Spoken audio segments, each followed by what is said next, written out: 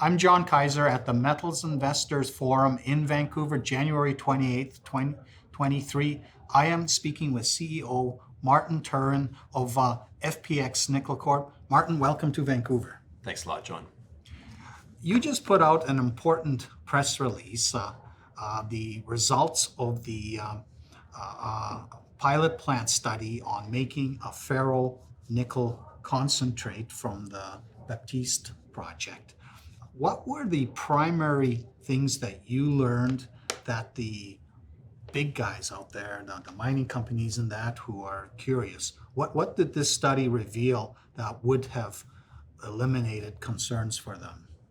Yeah, so the first thing to know is that a pilot plant of this nature and this scale is more typically associated with a feasibility stage project. If this was a conventional mineral deposit like a copper porphyry, this is something you do at a feasibility stage. We're doing it ahead of a PFS because we're dealing with a novel nickel mineral, nickel iron alloy called a awaroite. We've done several years of bench scale or lab scale test work to prove out a flow sheet and to determine a recovery basis. With this pilot plant, we went to a much larger scale. We tested almost 20 tons of material through that pilot. What were the key learnings? The first and foremost is that the flow sheet remains robust as we scale up from the bench to the pilot. Number two, that the recovery basis that we had assumed in the 2020 PEA is confirmed, and in fact, we think it's likely that we could see higher recoveries carried forward into the PFS. Why is that? It's because we're seeing better performance in magnetic separation than was previously demonstrated at the bench scale. And we're also seeing an opportunity to introduce an additional stage of leaching of the flotation tailings that would allow us to capture a little bit more nickel at the back end, all of which would lift nickel recoveries above what was previously assumed. But if you had told me, a year or two ago that in scaling up from the bench scale to the pilot that we would not only confirm the flow sheet, but that we would actually get higher recoveries, I would have been ecstatic, and we certainly are. Now, companies will report we have, tweaked the flow sheet, we have better recoveries, but until the actual economic study comes out, we don't know at what cost increase the better recovery was achieved.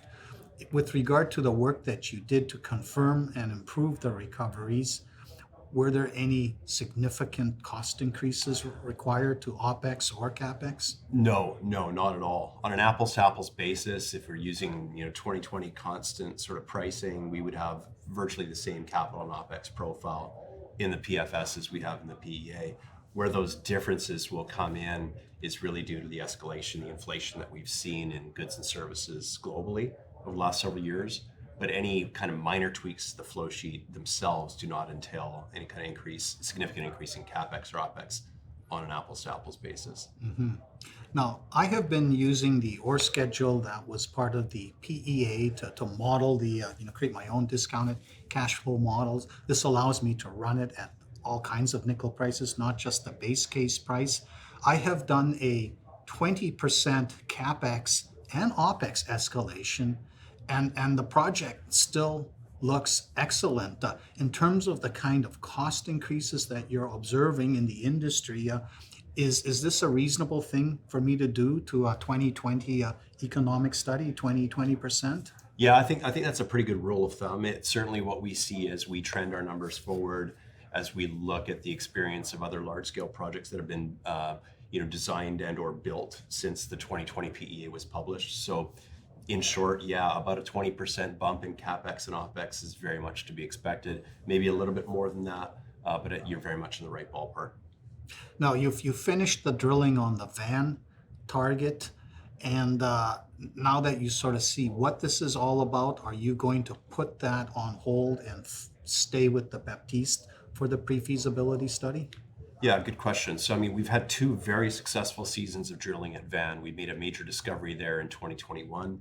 And in 2022, we stepped out very meaningfully. And what we're building there is a deposit that I think ultimately could be just as large and have similar, if not potentially better grades than Baptiste. However, we have continued to see that despite that discovery and despite that positive news on step out, we've not been rewarded in the market in terms of the share price reaction to those very positive results. And we've always been a company that is responsive to sort of, best use of capital to what the market is valuing versus what it's not. And for us, I think the best value or the best use of shareholders' money is to continue to de-risk and demonstrate the technical and economic viability of Baptiste with the PFS. And we can return to Van in later years. Ultimately, I think that just speaks to our sort of prudent management of the treasury. Now, late last year, you raised $12 million at a premium to market from a strategic investor who did not secure any offtake rights or any other rights of first refusal, just the right to maintain the 9.9% equity stake in the company. I know that you had NDA signed with a number of parties that ranged from big mining companies to maybe even car companies, but certainly some of the midstream ones such as battery makers. What was the process by which FPX decided which one of these parties to allow to do an equity financing? Yeah, very, very interesting question. Of course, we've not been in a position, still are not in a position to disclose the identity of that investor. What was very important for us was being able to do a deal that involved equity only, and that did not involve having to give up either rights at the asset level or rights to future nickel supply. We've seen, I think, a pretty critical mistake made by a lot of project developers in the battery metal sphere over the last few years, lithium and nickel companies giving up future offtake for nothing, or sometimes giving it up for relatively modest upfront investment on the part of a battery maker or a car maker. And we're pretty steadfast that, we wanted to do something at a premium at the equity level, but leave the project completely unencumbered strategically. It's a deal that leaves us with 100% control of the asset and 100% control of the eventual offtake from the project. That was the key differentiator, I think, that we saw that really drove the decision making around this particular investment. Now, the pilot plant study that you just completed on converting core to ferronickel through the flotation process created, I think, 18 kilos or so of ferronickel concentrate that's now being fed into I guess it's bench scale study for making nickel sulfate that would be battery grade. How is that going? When do you expect to have the results? And what difference does it make whether it's going to work or not? Well, the holy grail of nickel production right now is the production of battery-grade nickel sulfate. Nickel sulfate is the nickel product that goes into the cathode of these batteries. And, typically the production of nickel sulfate is a long and very complicated and quite costly affair, no matter what type of ore type you're starting with, whether you're starting with a sulfide or a laterite. The test work that we're currently doing with Sherritt builds off of previous test work we did at a smaller scale with Sherritt a few years ago. And ultimately what it's going to show is that there are no technical barriers to recovering the nickel from our concentrate into that battery grade nickel sulfate form. No technical obstacles whatsoever to do that. And in demonstrating the flow sheet and being able to wave around, a vial of nickel sulfate that comes from Baptiste ore, it really will square the circle around the scoping study that we put out last year, and also will feed into the preliminary feasibility study that we put out later this year that will show the model of the CapEx and the OpEx and carbon emissions associated with nickel sulfate production from our project. And what that will show is that this can be one of the lowest carbon and one of the lowest cost sources of nickel sulfate anywhere in the world. The fact that it's coming from Canada, feeding into the North American EV battery supply chain is critical.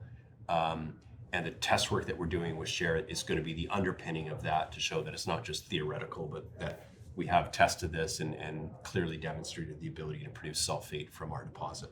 Now, is the scale of this study going to be sufficient to allow you to cost what it costs this to make this nickel sulfate so that it's competitive with other methods of converting either LME grade nickel or the mate grade that the Xinjiang and all these other groups are now trying to do with the Indonesian laterite sourced nickel? Absolutely, it will. I mean, we've already taken a run at those CapEx and OpEx estimates in the context of that scoping study that we were able to summarize and put in the market last year. Again, we weren't able to put the CapEx and OpEx numbers out in that study because it was not a 43-101 study.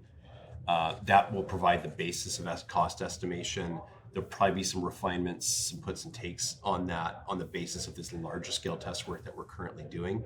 But it will definitely provide a robust enough data set that even from a PFS level of confidence that we've got enough data and we understand what that flow sheet will look like, what those unit operations look like, and design that hydromet circuit. We're really leveraging there off of the experience of Sherritt, the experience of Asenko, our consultants, and also off the experience of an operation in Finland called Terrafame. This is a new nickel sulfate plant that was commissioned in 2021. The feedstock into that sulfate plant is a nickel MSP, which is very similar in its characteristics to our nickel concentrate. And we have a very good feel based on the disclosures of that company that our flow sheet is very, very similar, and that the cost profile, which is public in the case of Terrafame, is also going to be very similar and very, very competitive from a global standpoint. Now, in my presentation today, I referred a lot to the new Energy Technology Perspective report put out by the International Energy Agency, which basically is a roadmap to net zero emissions by 2050. I didn't talk much about that 2030 to 50 period, but in that report, they kind of concede that maybe making hydrogen from solar and wind surplus power won't be sufficient. We may have to make hydrogen from reforming methane, natural gas, to make sure that we have enough hydrogen, especially if the hydrogen fuel cell transportation, heavy-duty transportation becomes reality. And they talk a lot about air capture. And what's interesting about FPX Nickel is that you created a subsidiary called C2 Lock, which whose focus is to acquire these deposits that were discovered as a byproduct of looking for other awaroite deposits that have this form of magnesium called brucite. And right now it's 76% spin out. What have you been, 76% subsidiary of FPX Nickel? Where is work in this? Where is it going? And how does it tie into these this air capture, CO2 capture talk that's in this IEA report? Yeah, so I mean, there's a lot of, people are spending a lot of time and energy globally on how to, limit carbon emissions and then thinking about ways to capture and store carbon that we can't otherwise abate. And we think that carbon mineralization, that is the reaction of carbon dioxide with prospective host rocks, or brucite being the key reactive mineral, is going to be an important part of how we limit carbon emissions on a net basis going forward.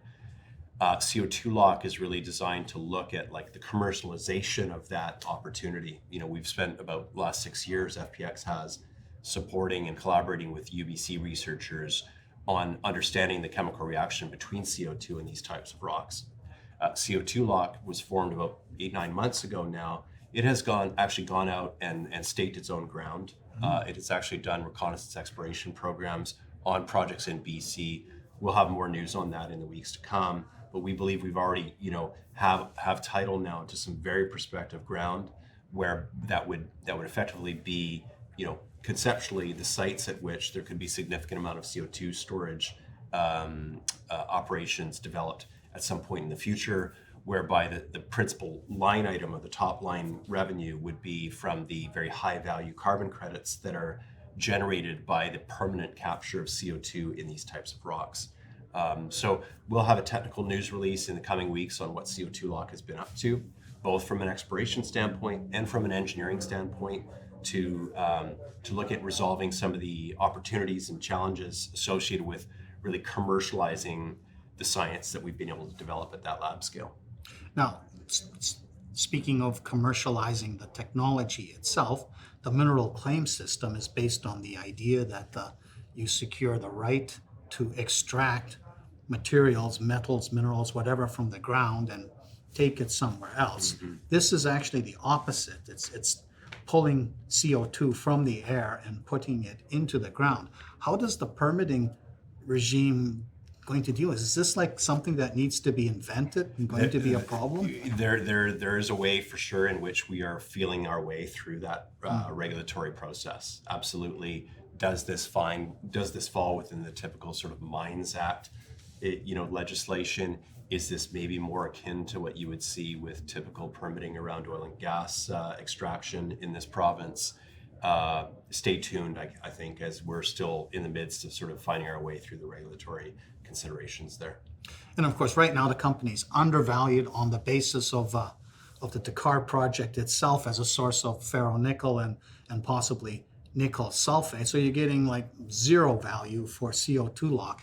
What would be the trigger for spinning it out as an independent shareholder, so that independent company, so that FPX shareholders have a piece of something that the market's now able to price independent of it being buried inside FPX? Yeah, I mean, I think there's a market lens and then there's a technical lens. In terms of the technical lens, there's still more work to be done to continue to accumulate, prospective mineral tenure for these types of host rocks.